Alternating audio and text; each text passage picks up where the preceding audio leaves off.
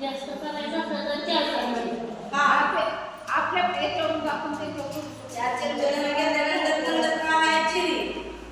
जिरी किती घ्यायची? 2 चमचे.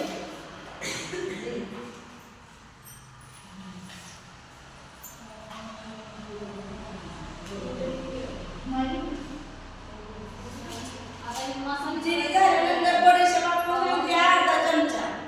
तर आता आपण किती घेणार आहे? 1 चमचा.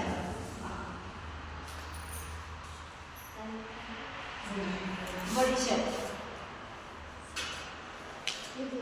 मसाला विलायची 2 सांगितले तर आपण किती घ्यायच्या?